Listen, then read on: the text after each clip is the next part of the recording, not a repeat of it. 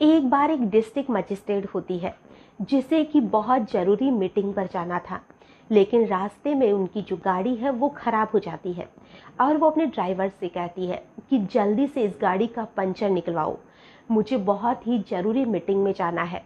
तो जो ड्राइवर था वो कहता है कि मैडम, आसपास में तो कोई भी पंचर वाले की दुकान नहीं है, लेकिन मेरे पास एक व्यक्ति के नंबर है जो कि जहाँ पर भी आसपास के 10 किलोमीटर में गाड़ी ख़राब हो जाती है वो वहीं पर जाकर उसकी गाड़ी का पंचर निकाल देता है और वो उसे फ़ोन करता है। और जो पंचर वाला था जिसका नाम मनीष था, वो वहाँ पर पहुँचकर गाड़ी का पंचर निकालने लगता है।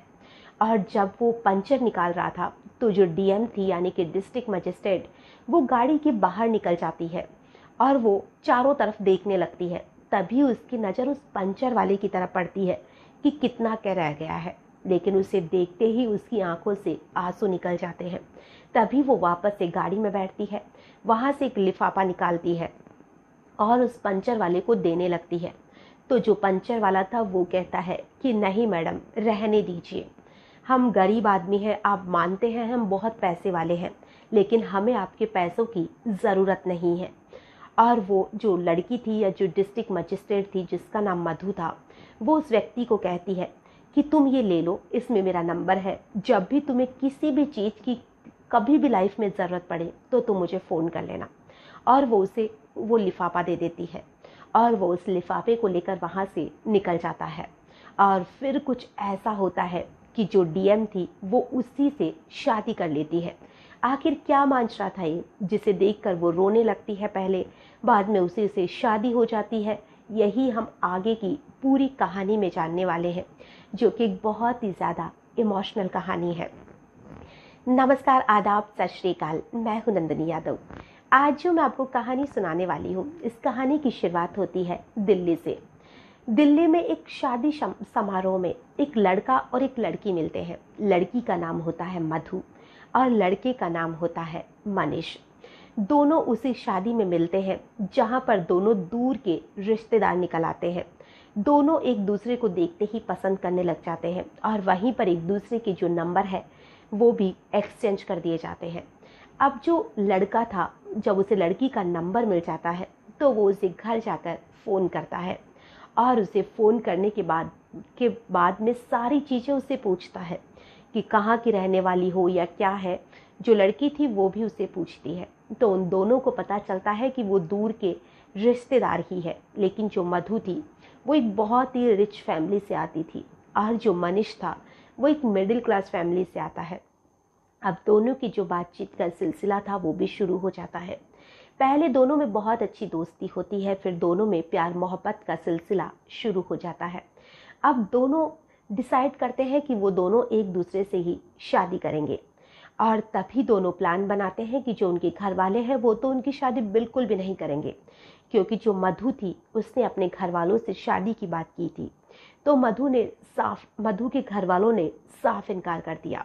जो मनीष के घर वाले थे वो तो हालांकि शादी को तैयार थे, उनकी शादी में कोई रुकावट भी नहीं आती, दोनों की हर चीज़ सही थी, जाति सेम थी, सब कुछ तो सही था। लेकिन यहाँ पर फ़र्क आ रहा था सिर्फ अमीरी और गरीबी का, जहाँ पर मधु के घर वालों ने साफ इनकार कर दिया।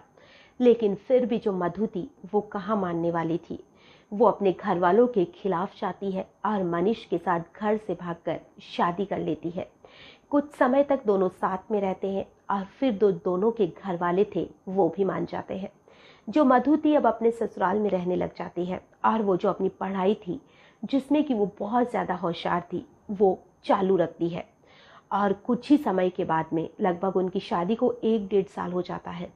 फिर दोनों के बीच में ये जो अमीरी गरीबी है वो आने लग जाती है। अब जो मधु थी उसे मनीष के घर की हर बात बुरी लगती थी। कभी उसकी माँ उसे बुरी लगती थी, कभी उसकी बहन, तो कभी उसका भाई।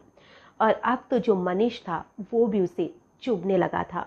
मनीष दिखने में बहुत ही सुंदर लड़का था और जो मधु थी वो ठीक ठाक दिखती थी और उसकी खूबसूरती देख के ही तो मधु को उससे मोहब्बत हुई थी। लेकिन अब जो है, मधु को उसकी हर चीज़ ही बुरी लगती थी। जिस सुंदरता पे वो मर मिटी थी आज वो भी उसे नहीं भा रही थी। अब दोनों के बीच की जो लड़ाई झगड़ा है वो धीरे धीरे बढ़ने लग जाता है और इस लड़ाई झगड़े में आग के अंदर घी डालने का काम करती है मधु की माँ। जो मधु की माँ थी वो तो कभी नहीं चाहती थी कि मधु की शादी मनीष से हो, इसलिए अब वो अपनी बेटी को भड़काना शुरू कर देती है। और अब यही सारी चीज़ों के बीच में जो मधु थी वो अपना ससुराल छोड़ती है और अपनी माँ के पास मायके आ जाती है।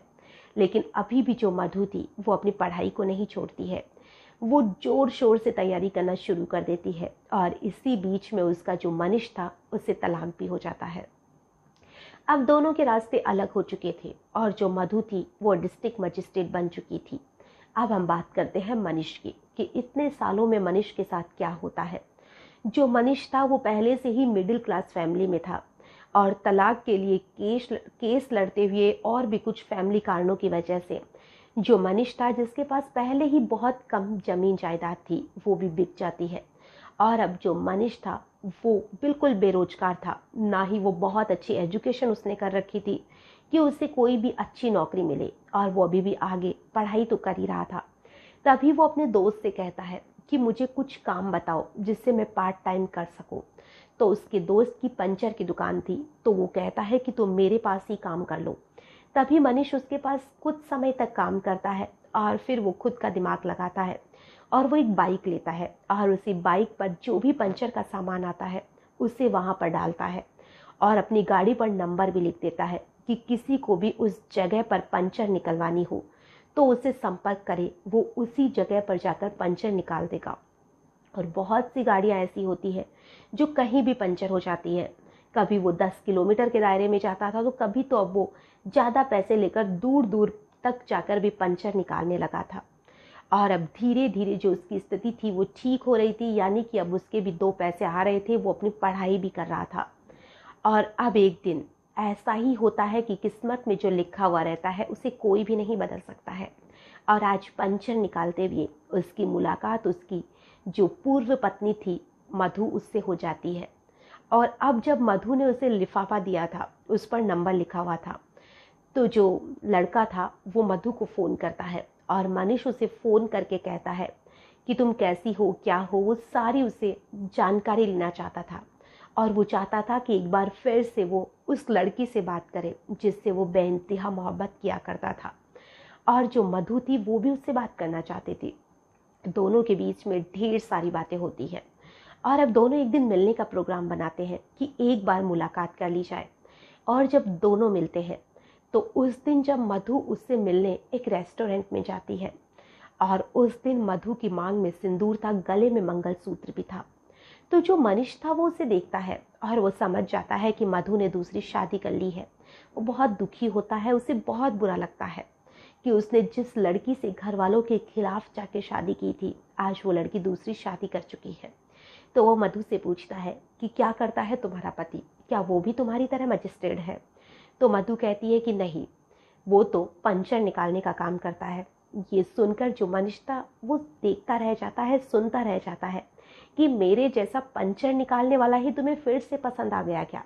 मैं ही पसंद था, गरीब ही पसंद था, तो फिर मुझे क्यों छोड़ा? तो मधु कहती है कि वो तो पता नहीं। और वो उसे कहती है कि क्या तुम मुझे अब मंदिर में छोड़ दो कि मुझे थोड़ा सा काम है। और वो मनीष को अपने साथ मंदिर में ले जाती है और फिर उसे भगवान को साक्षी मानकर कहती है कि मनीष, क्या तुम मुझसे दोबारा से शादी करोगे? उन दोनों के कुछ दिनों की बात करना और वो एक मुलाकात उनको शादी तक दोबारा से पहुंचा देती है। और अब जो दोनों थे वो मंदिर में शादी करते हैं। और शादी करने के बाद में जो मधु थी वो कहती है कि मैं अब अपनी माँ के पास नहीं जाऊंगी, मैं अपनी सासू माँ के पास जाऊंगी। और जो मधु थी वो अब अपनी सास के पास चली जाती है और अपनी सास से जाकर सारी बात कहती है और अपनी सास से माफ़ी भी मांगती है कि जो भी हुआ मुझसे बहुत बड़ी गलती थी कि मैंने मनीष जैसे लड़के को और आप जैसी सास को ठुकराया जो मुझसे बहुत ज़्यादा प्यार करती थी। मैं उस समय पैसों में अंधी हो चुकी थी और अपनी माँ के बहकावे में आने लगी थी। उसकी सास उसकी सारी बातें सुनकर बहुत खुश होती है और अब जो मधु और उसका पति मनीष है वो एक दूसरे के साथ बहुत ही खुशी से अपनी लाइफ को जी रहे हैं।